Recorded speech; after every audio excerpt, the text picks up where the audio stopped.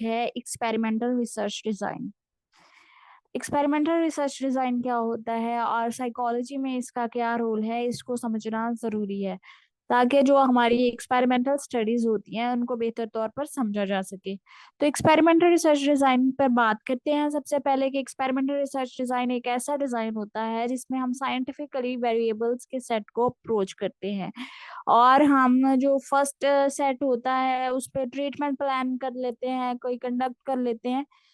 Basically हम comparatively भी देखते हैं स्टडी में, कंपैरिजन करते हैं कि अगर दो ग्रुप है, जो एक ट्रीटमेंट ग्रुप है एक कंट्रोल ग्रुप है, उन पे क्या अफेक्ट आ रहा है, प्लेसिबो क्या अफेक्ट आ रहा है। मतलब फॉर एग्जांपल अगर हमने किसी बैक्टीरियल इन्फेक्शन को देखना है वो थॉट प्रोग्रेस को कैसे अफेक्ट करता है, तो हम कुछ जो होते हैं नॉर्मल पर्सन जिनको मेडिसिन की जरूरत नहीं होती उनको हम एज अ कंट्रोल ग्रुप लेते हैं और उनको इंस्ट्रक्शंस दी जाती है कि आप में ये मेडिकेशन इंडिकेट की जाएगी, तो आपने उसका ये फीडबैक देना है, उन्हें स्पेसिफाई कर दिया जाता है। और उसके बाद नेचुरल सेटिंग में देखा जाता है कि दूसरा ग्रुप उनकी तरफ देखकर कैसा रिस्पॉन्स करता है। तो ये प्लेसिबो इफेक्ट होता है कि उनको भी जो है वो फील हो रही होती है तब्दीलियां।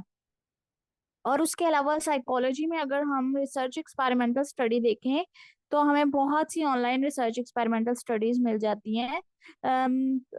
तो अगर हम देखें कि सीबीटी कितनी ऑथेंटिक हो गई है, कॉग्निटिव बिहेवियर थेरेपी जो फर्स्टली जब इंट्रोड्यूस हुई थी तो फिर हम उस पर 20 सेशन में काम करते थे, 25 में करते थे, लेकिन अब अगर हमारे पास कोई क्लाइंट एजुकेटेड है, वेल एजुकेटेड है और बहुत अच्छे तरीके से समझता है इम्पोर्टेंस ऑफ थॉट्स को, या फिर हम उसे इस तरह गाइड कर देते हैं, उसकी साइको एजुकेशन इस तरह कर देते हैं कि वो इसकी अहमियत को समझता है, तो फिर हमारे लिए वो आसान हो जाता है सीबीटी को लेकर चलना। और ज्यादा से ज्यादा हमें 16 सेशन की जरूरत होती है ज्यादा क्रोनिक इलनेस में।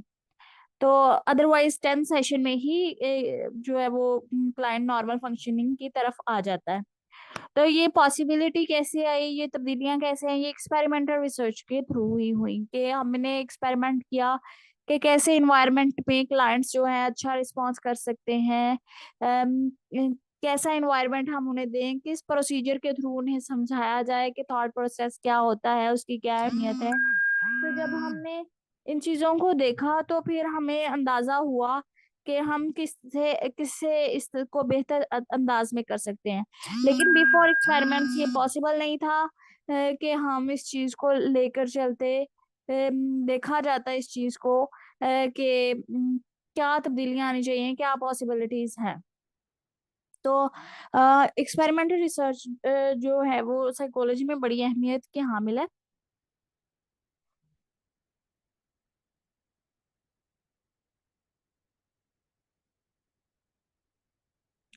हम एक्सपेरिमेंटल स्टडी जो है वो कब कब करते हैं, पहले मैंने इसकी अहमियत के बारे में बताया, इससे होने वाली तब्दीलियों, इनके लॉजिक के बारे में बताया। अब हम ये करते क्यों हैं, कि इन वजूहात की बिना पे करते हैं, इनके बारे में भी तो जानना जरूरी है ना। Time is a vital factor of establishing relationship between cause and effect. हमने देखना है, मैंने जैसे आपको पहले एग्जांपल दिया है कि कॉग्निटिव बिहेवियर थेरेपी के इस्तेमाल को बेहतर बनाने के लिए हमने एक्सपेरिमेंटल स्टडीज की। उसके बाद हमने फैमिली थेरेपी को इम्प्रूव करने के लिए, फैमिली सेशंस को कंडक्ट करने के लिए, कपल थेरेपी को इम्प्रूव करने के लिए भी इस तरह की एक्सपेरिमेंटल स्टडीज की हुई हैं। अगर आप गूगल करेंगे या गूगल स्कॉलर पर देखेंगे तो आपको ओपन सोर्स में बहुत सी ऐसी स्टडीज मिल जाएंगी जो आपके लिए बेनिफिशियल है और एक्सपेरिमेंटल रिसर्च को समझने के लिए भी जरूरी है। तो अगर आप थेरेपी में इंटरेस्टेड हैं तो आपको एक्सपेरिमेंटल्स मिल जाती हैं सिचुएशंस। और ये सिर्फ ये नहीं है कि हम साइकोलॉजिस्ट हैं तो सिर्फ थेरेपी को इम्प्रूवमेंट देखने के लिए ही रिसर्च स्टडीज कंडक्ट करते हैं। इसके अलावा हम बिहेवियर मॉडिफाई करने के लिए, न्यू इंटरवेंशंस को इंट्रोड्यूस करवाने के लिए हमें इन चीज़ों की ज़रूरत होती है। और हम अगर नई टूल बनाते हैं तो उसमें भी हमें किन सिचुएशंस में बैठकर वो टूल का इस्तेमाल करना चाहिए, और ये सारी चीजें देखते हैं ताकि हम उनके काजेज और इफेक्ट्स दोनों देख सके। For example cause and effect की बात हो रही है यहाँ पर, तो हाँ, ये जरूरी है कि हम इस चीज को समझें कि इसमें काज किसे कहा जा रहा है और अफेक्ट क्या चीज है। इसमें कॉजेज हैं कि अगर कोई इंसिडेंस है, कोई पेशेंट हमारे पास आया है जो के पोस्ट ट्रॉमेटिक स्ट्रेस डिसऑर्डर से गुजर रहा है, या फिर उसने कोई विटनेस किया हुआ है, आई विटनेस है वो किसी इंसिडेंट का, तो वो काज है जो उसके बिहेवियर पे अफेक्ट कर रहा है। ठीक है। काज कोई भी वजह जो किसी बिहेवियर पर अफेक्ट करे, हम उसको काज एंड अफेक्ट कहते हैं। फॉर एग्जाम्पल, यहाँ पर हम एक्सपेरिमेंटल स्टडी कर सकते हैं इस तरह के वो लोग, मतलब ये पहले भी हो चुकी हैं, काफी पुरानी स्टडीज हैं, मैं उनका रेफरेंस देना चाहूंगी, ताकि अगर किसी ने ऑलरेडी भी पढ़ा हुआ है तो फिर उसको नई सिरे से नई स्टडी को कंडक्ट करने की या दोबारा से सर्च करने की जरूरत ना रहे। तो मैं एक पुरानी एग्जांपल कोट कर लेती हूँ, कि वो वाले लोग जो ज्यादा अग्रेसिव मूवीज देखते हैं या उनके ड्रामास की हिस्ट्री ऐसी है जिसमें फाइटिंग का सीन ज्यादा आता है, या फिर वो वाले लोग जो फाइटिंग से रिलेटेड मैचेस देखते हैं, और जो टॉक शोज भी ऐसे पसंद करते हैं जिसमें हमारे पास आपस में लड़ाई बहस गुस्सा, इस तरह की चीजें जो पसंद करते हैं, उनमें एग्रेसिव बिहेवियर डेवलप हो जाता है विद इन द टाइम। वो काज कर रही होती है वीडियो, और वो जो उनका एग्रेसिव बिहेवियर डेवलप हो रहा था वो अफेक्ट होता है। In variable behaviour between cause and effect, कौन सी चीज है जो कि as a confounding variable role play कर रही है, या थर्ड वेरिएबल जो इन दोनों के काज एंड इफेक्ट रिलेशनशिप पे इम्पेक्ट कर रहा है। फॉर एग्जाम्पल, काज ये हो सकती है कि सर्दी है, इस वजह से टाइम कम मिलता है स्टडी के लिए, और स्टूडेंट्स में ज्यादा एग्जाइटी है स्टडी रिलेटेड। ठीक है। कॉज क्या है कि सर्दी का मौसम है, अफेक्ट क्या है, स्टडी के लिए टाइम कम मिलता है, उनकी परफॉर्मेंस लो हो गई है। तो इनके दरमियान जो हमारे पास कंफाउंडिंग वेरिएबल है वो टाइम है। ठीक है। काज है कि सर्दी है, और अफेक्ट है कि स्टडी का लेवल लो हो गया है। और उसमें जो हमारे पास थर्ड वेरिएबल है वो टाइम है, कि उन्हें टाइम कम मिल रहा है। You wish to understand the importance of cause and effect. हाँ जी, अगर हमने इम्पोर्टेंस जानी है कि ये अगर ये काजेज ना हो तो इस तरह के इफेक्ट नहीं है, possible positive way of life को आइडेंटिफाई करने के लिए भी हमें काजेज को अंडरस्टैंड करना जरूरी है, कि कौन से काजेज हैं ऐसे जो हमारे बिहेवियर में नेगेटिविटी ले आते हैं, या फिर जो हमारी बेटर लाइफ को इम्प्रूव करने में मदद कर सकते हैं, वो कौन से काजेज होते हैं, तो और उनके इफेक्ट्स क्या हो सकते हैं।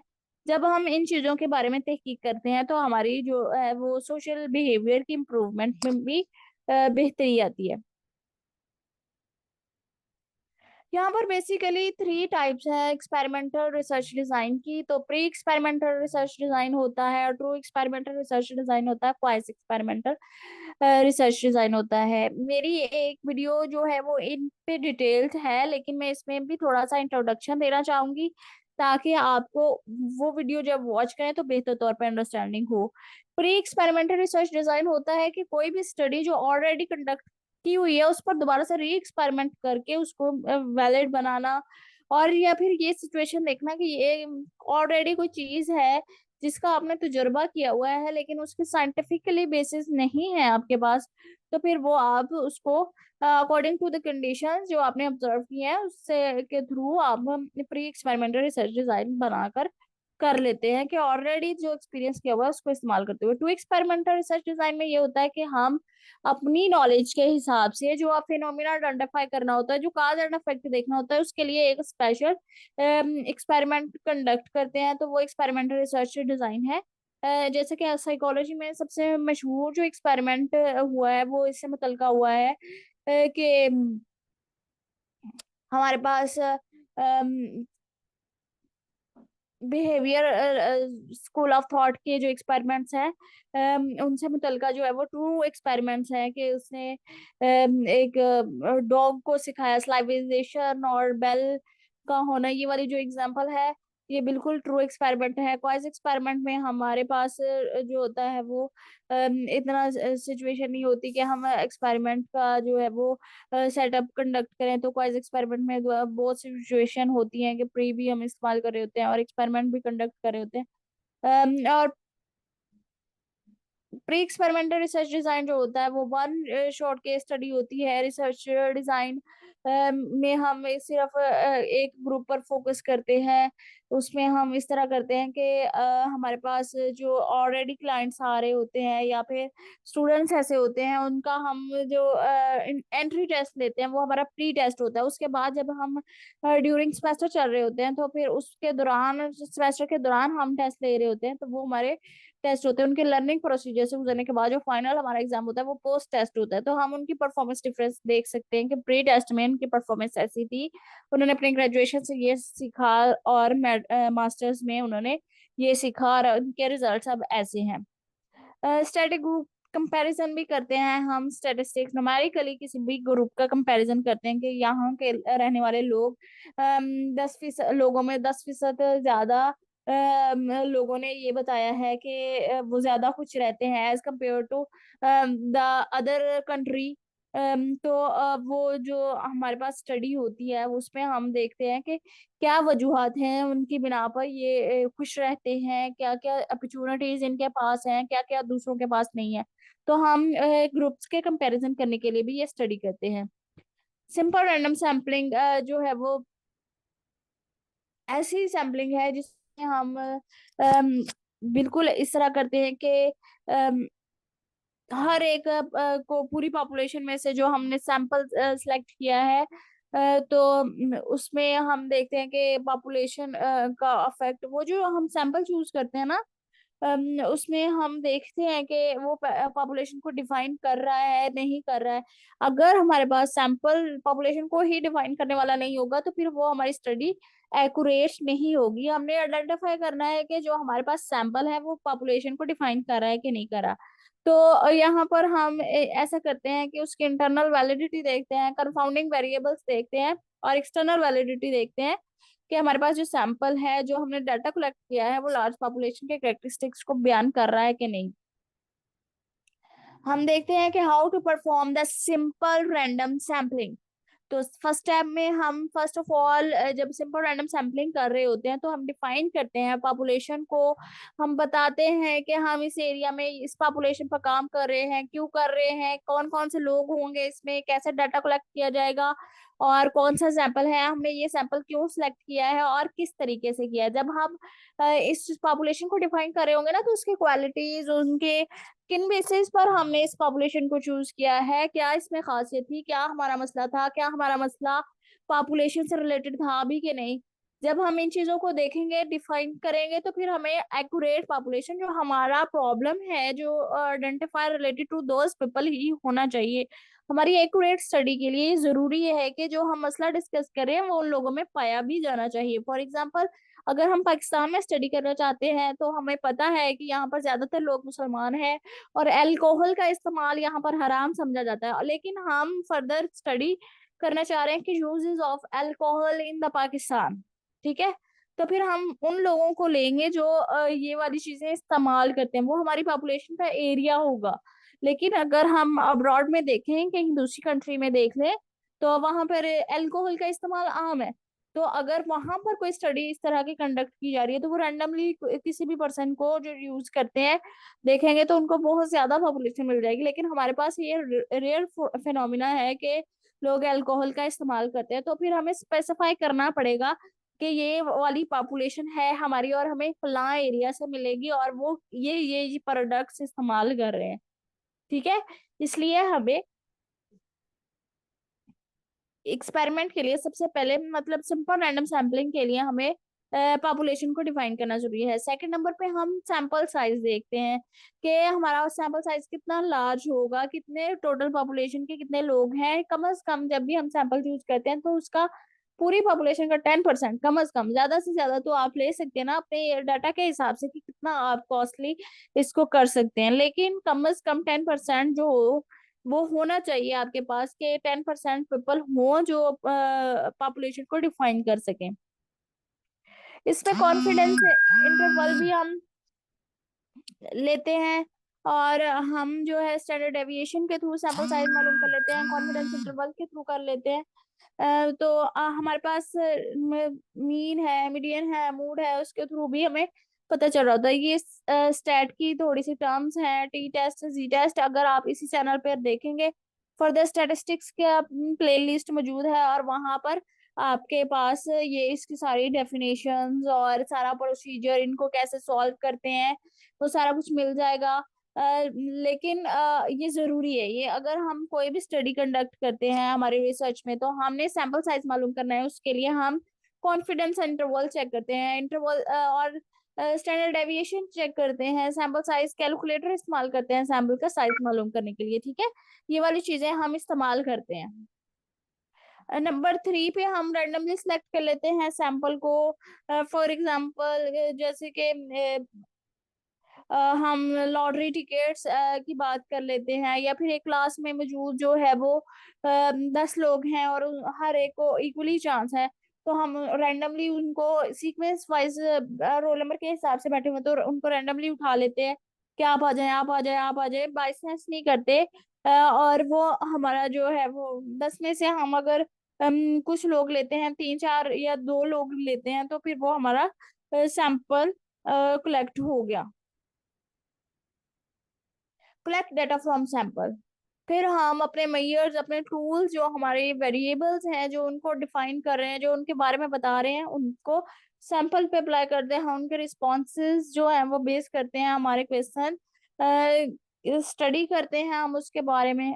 ब्लॉक रैंडमाइजेशन हमारा नेक्स्ट टॉपिक है, ब्लॉक रैंडमाइजेशन। हम इसको समझेंगे। पहले हमने पढ़ा है कि सिंपल रैंडमाइजेशन या सिंपल रैंडम सैंपल क्या होता है। अब हम पढ़ने जा रहे हैं ब्लॉक रैंडमाइजेशन क्या होती है। ब्लॉक रैंडमाइजेशन होती है कि हम ने जब पहले सैंपल जो कलेक्ट किया था, वो रेंडमली किया था ना, सारे जो है वो पर्सन्स को इक्वली चांस मिला कि वो पार्टिसिपेट करें, और उसके बाद हमने जब ट्रीटमेंट ग्रुप और कंट्रोल ग्रुप बना लिया, और उस पे हमने जो ट्रीटमेंट ग्रुप था उसको अलहदा किया, और जो कंट्रोल ग्रुप था उसको अलहदा किया, तो अब हमारे पास जो परफॉर्म कर रहे हैं ना ट्रीटमेंट ग्रुप में और कंट्रोल ग्रुप में, अब कंट्रोल ग्रुप जो है उसको प्रॉपर इंस्ट्रक्शंस मिल रही हैं, और जो ट्रीटमेंट ग्रुप है उसको भी प्रॉपर इंस्ट्रक्शंस मिल, यानी वो भी प्रॉपर रिस्पॉन्स कर रहे हैं।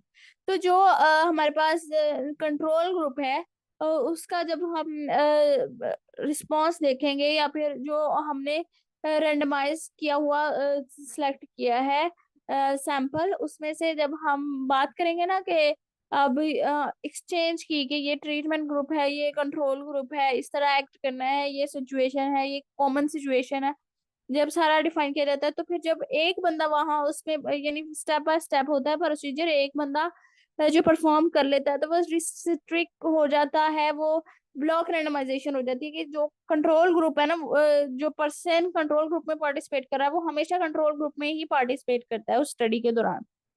ठीक है, अगर कोई और स्टडी होगी तो फिर पॉसिबिलिटी है कि वो हो सकता है ट्रीटमेंट ग्रुप में चला जाए, लेकिन जो स्टडी, एक स्टडी में जब वो सिलेक्ट हो गया एक मरतबा कंट्रोल ग्रुप के लिए, तो फिर वो फर्दर कंट्रोल ग्रुप में ही रहेगा, और जो ट्रीटमेंट ग्रुप है तो वो ट्रीटमेंट ग्रुप में ही रहेगा वो पर्सन। तो हम उसमें रैंडमाइजेशन ही करेंगे कि एक मरतबा उसे कंट्रोल ग्रुप में ले लिया, तो दूसरी मरतबा उसको एक्सपेरिमेंट करते हुए हमने ट्रीटमेंट ग्रुप में ले लिया। तो इस तरह हम इसकी रैंडमाइजेशन को ब्लॉक कर देते हैं, स्पेसिफिक हो जाते हैं कि वो जो कंट्रोल ग्रुप में थे वो कंट्रोल ग्रुप में रहेंगे, और जो हमारे पास ट्रीटमेंट ग्रुप में थे वो ट्रीटमेंट ग्रुप में रहेंगे।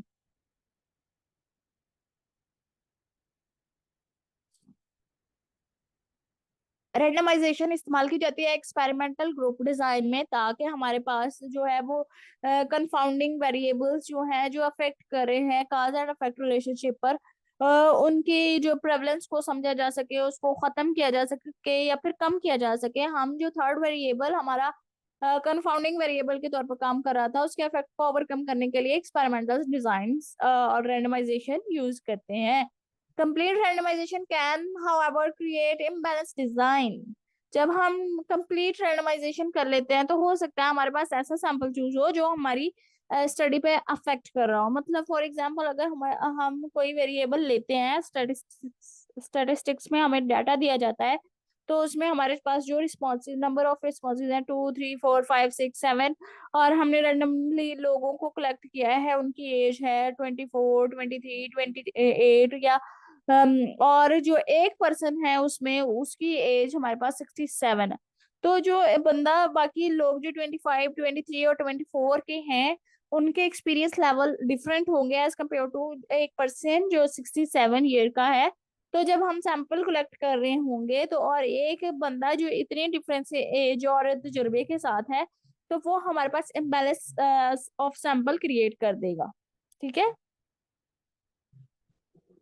नेक्स्ट हमारा टॉपिक है match group design. Match group design में हमारे पास ये एक्सपेरिमेंटल ग्रुप डिजाइन ही होता है। इसमें हम जो है पार्टिसिपेंट चूज करते हैं स्टडी के लिए, क्योंकि उनके करेक्टरिस्टिक्स मैच कर रहे होते हैं उनका। मतलब फॉर एग्जांपल इसमें हम वो वाले लोग ले लेंगे जो सेम डिग्री के लिए स्ट्रगल कर रहे हैं, जो सेम क्लासेस सेम ले रहे हैं, जिनके टीचर सेम है, जो सेम यूनिवर्सिटी से ताल्लुक रखते हैं, यानी उनमें कॉमन चीजें होंगी।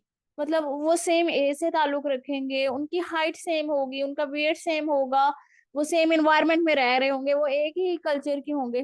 तो ये मैच्ड ग्रुप डिजाइन है। जैसे कि हम इसमें ये भी एग्जाम्पल है, people of Pakistan, the people of America, the people of China. तो इस तरह जो हमारे पास ये ग्रुप आएगा, तो मैच ग्रुप होगा। मतलब जो सारे वो लोग जो पाकिस्तान से ताल्लुक रखते हैं, वो मैच ग्रुप है, वो एक ग्रुप के तौर पर कंसीडर अगर कर लिए जाए तो मैच ग्रुप है। ठीक है। नेचुरल एक्सपेरिमेंटल डिजाइन, ये हमारे पास ऐसा डिजाइन है इसमें बेसिकली जब हम एक्सपेरिमेंटल डिजाइन इस्तेमाल करते हैं ना, तो फिर हमारे पास ये होता है कि हम उसमें काज एंड इफेक्ट चेक करते हैं। उसमें हम कोई ना कोई कंट्रोल कंडीशन देते हैं, हम जो हम कंट्रोल ग्रुप डिजाइन को इंस्ट्रक्शंस देते हैं, उसका जो होता है ना प्रोसीजर, वो नेचुरल सेटिंग में नहीं होता। वो हमारे पास एक डिफाइंड सिचुएशन होती है, उसमें हम एक्सपेरिमेंट्स कंडक्ट करते हैं। लेकिन नेचुरल एक्सपेरिमेंटल डिजाइन भी एक टाइप है इस एक्सपेरिमेंटल डिजाइन की। इसमें हम देखते हैं कि नेचुरल एक्सपेरिमेंटल डिजाइन जो है वो हमारे पास नेचुरल सेटिंग में ऑब्जर्वेशन के थ्रू किया जाता है। उसमें कोई हम कंडीशंस नहीं लगाते, कोई उसको कंट्रोल करने के लिए कोई इंस्ट्रक्शंस नहीं दी जाती। बिल्कुल हम जो एक्सपेरिमेंट कंडक्ट करते हैं वो नेचुरल सेटिंग में होता है। तो हम इस स्टडी को कैसे करते हैं, मतलब फॉर एग्जांपल हम नेचुरल ऑब्जर्वेशन और नेचुरल एक्सपेरिमेंटल डिजाइन में क्या डिफरेंस है, ये बात यहाँ पर आती है। तो हमारे पास जो नेचुरल ऑब्जर्वेशन है, उसमें सिर्फ हम ऑब्जर्व करते हैं डाटा, उसमें चेंजेस जो है वो नोट करते हैं। लेकिन नेचुरल एक्सपेरिमेंट में हम ये करते हैं कि जब हम सिचुएशन को देख रहे होते हैं नेचुरल सेटिंग में, तो उसके फैक्टर्स को कंट्रोल करने की कोशिश कर रहे होते हैं जो आउटसाइड होते हैं ना। जैसे हमने पीछे बात की है कि एक्सटर्नल वैलिडिटी को देखते हैं, शायद पता नहीं मैंने किस स्लाइड में बात की है। ये एक्सटर्नल वैलिडिटी को हम देखते हैं सिंपल रैंडम सैम्पलिंग में। तो इसमें भी हम जो उसके एक्सटर्नल वैली होते हैं ना वेरिएबल, जो उस पे नेचुरल पे अफेक्ट कर रहे होते हैं, उसके प्रोसीजर पे जो उसको कंट्रोल करने की कोशिश करते हैं। कि नेचुरल सेटिंग में ऑब्जर्वेशन तो जारी ही रहती है इस एक्सपेरिमेंट के दौरान, लेकिन जो उस सिचुएशन पे अफेक्ट कर रहे होते हैं एक्सटर्नल वेरिएबल्स, उनको हम कंट्रोल करते हैं। तो वो एक्सपेरिमेंट होता है।